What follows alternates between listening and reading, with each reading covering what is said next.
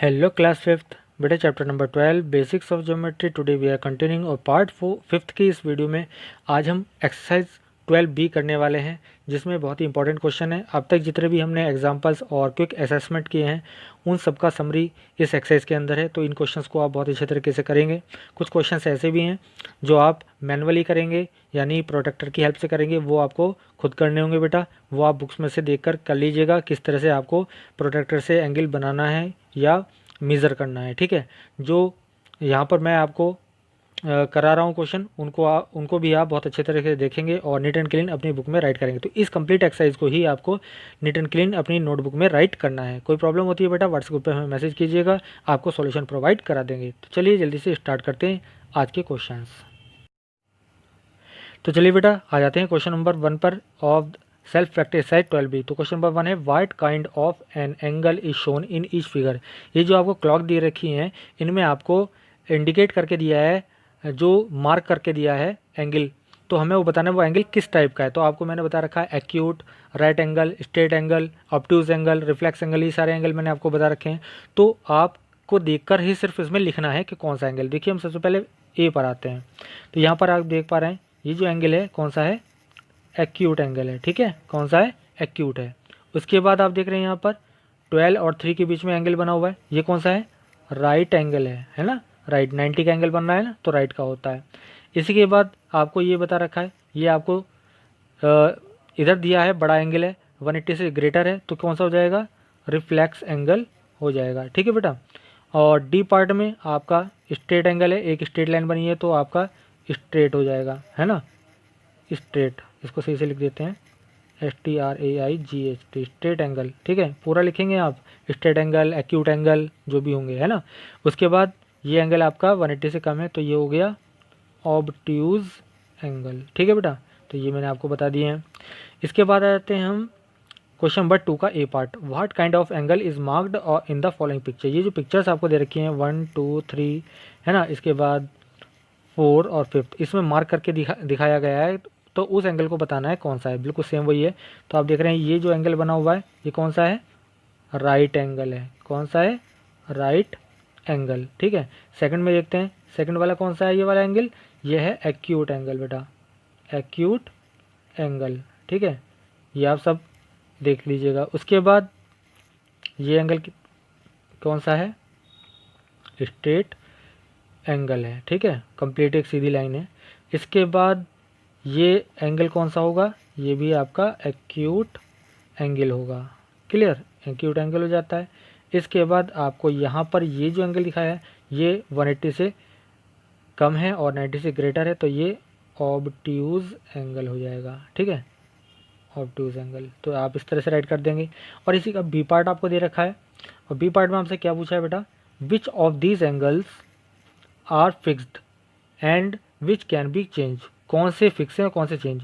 तो देखो हमेशा आप ध्यान रखिएगा 90 और 180 हमेशा फिक्स होते हैं, कभी नहीं बदलते। तो दिस वन फर्स्ट वाला 90 और ये थर्ड वाला 180 ये फिक्स हैं। तो आप लिखेंगे first and third are fixed, ये फिक्स्ड है। बाकी सबको आप क्या लिखेंगे, जो भी बचेंगे second, fourth and fifth are changed. ठीक है, तो ये लिख देंगे। इसके बाद क्वेश्चन नंबर 3 है how many degrees are there in each of these. कितने कितने होंगे, एक राइट एंगल में कितने होते हैं, 90 डिग्री होते हैं। स्ट्रेट एंगल में कितने होते हैं, 180 डिग्री होते हैं। ठीक है बेटा, और एक कंप्लीट एंगल में कितने होते हैं, 360 डिग्री होते हैं। ये आपको क्वेश्चन मैंने कंप्लीट बता दिया। उसके बाद आप बताएंगे question number 4 how many right angle does a minute hand of clock turn in order to return to the original position. तो कितने राइट एंगल हो जाते हैं। देखिए अगर मान लिया मैं आपको ये दिखा देता हूँ, क्लॉक, एक क्लॉक है और ये 12 बजे पर, ये एक 12 पर है इसकी नोक, तो दोबारा ये 12 पर कितनी आएगी, पूरा एक चक्कर काटने के बाद आएगी ना, है ना। कोई भी जहाँ पर भी एक होगी कोई हैंड क्लॉक, यहाँ पर जो भी ये आपकी घड़ी की सुई होगी ना किसी भी नंबर पर, तो ओरिजिनल पोजीशन में आने में पूरा एक चक्कर घूम लेगी वो, यानी 360 डिग्री घूम लेगी, है ना। तो कितना घूम लेगी, 360 डिग्री कंप्लीट एंगल घूमेगी। क्लियर है। तो वो कितने राइट एंगल, वो पूछ रहा है how many right angle does it minute hand of clock turn. तो राइट एंगल में कितने डिग्री होते हैं 90, तो 90 से डिवाइड करेंगे 360 अपॉन 90, 0 से 0 कल जाएगा। 9 4 होते हैं 360, सॉरी 36, ठीक है। तो ये हो जाएगा हमारे पास कितना 4। तो ये कितना है, how many right angles does the minute hand of clock turn, तो 4 राइट एंगल टर्न, है ना। तो ये आएगा कितना आ जाएगा 4 राइट एंगल टर्न, ठीक है। तो ये आपका आंसर हो जाता है। इसके बाद बेटा आपको बताना है टेल वेदर द गिवन, जो आपको ये एंगल दे रखे हैं acute right obtuse or straight बताना है। तो आपको पता है 90 से कम ये क्या हो जाएगा, एक्यूट हो जाएगा, ठीक है। 90 का क्या हो जाएगा, राइट हो जाएगा। 85 का एक्यूट हो जाएगा, ठीक है। 102 का कितना हो जाएगा, ऑब्ट्यूज हो जाएगा। 180 स्ट्रेट हो जाएगा, ठीक है। 190 कितना हो जाएगा, 180 से ग्रेटर हो गया तो क्या हो जाएगा, रिफ्लेक्स हो जाएगा, ठीक है। 360 का क्या हो जाएगा, कंप्लीट हो जाएगा, कंप्लीट, है ना। और 179 का कितना हो जाएगा, ऑब्ट्यूज हो जाएगा। तो बेटा ये मैंने सब आपको बता दिए हैं, इसको देख लीजिएगा आप। उसके बाद 6 क्वेश्चन है, name the number of the right angles of the hours hand on the clock face turn through in the direction. तो ये हमें जो आर्स वाली जो आर्म होती है, दिस वन, है ना, तो ये हमें बता रहा है कि कहाँ से कहाँ तक जाने में कितना एंगल टर्न होगी। तो आप वो कितना एंगल बनेगा, चलिए देखते हैं कितने राइट एंगल बनेंगे। 12 से 3 तक, 12 से 3 में देख लीजिएगा, मैं इसको थोड़ा जूम कर देता हूँ बेटा। तो देखो 12 से लेकर 3 तक कितना बनेगा, 90, तो 1 राइट एंगल 90, है ना। 90 को 1 राइट एंगल बोलते हैं, ये हो जाएगा, ठीक है। इसके बाद देखते हैं, देखो बी पार्ट आपका 12 to 6, देखो 12 to 6 में ये पूरा इस तरह से हो जाएगी, है ना। तो 12 to 6 में कितना एंगल बनेगा, 180, तो 180 अपॉन 90 यानी कितना हो जाएगा, एक राइट एंगल 90 का होता है ना, अपॉन 90, तो कितने राइट एंगल हो जाएंगे, 2, तो लिखेंगे 2 राइट एंगल, ठीक है। तो हर एक को आप देख लीजिएगा कितना कितना बनने वाला है। तो आपको किससे पता लगेगा, आपको पता लगेगा इस क्लॉक से, ठीक है। जैसे 3 to 6 है, तो मैं चलिए 3 to 6 करके दिखाता हूँ आपको। कौन सा पार्ट है ये, एफ पार्ट, ये है आपका ई पार्ट। ई पार्ट देखते हैं बेटा, देखो 3 to 6, 3 से लेके 6 में, तो 3 से लेके 6 में कितना बचा, 90 का एंगल बना, तो 90 अपॉन 90 कितना, 1, तो लिख देंगे 1 राइट एंगल। ये आप इस तरह करके लिखें, तो सभी क्वेश्चन इस तरह कर लेंगे। ये क्वेश्चन कुछ मैं आपके लिए पार्ट छोड़ रहा हूँ इसमें।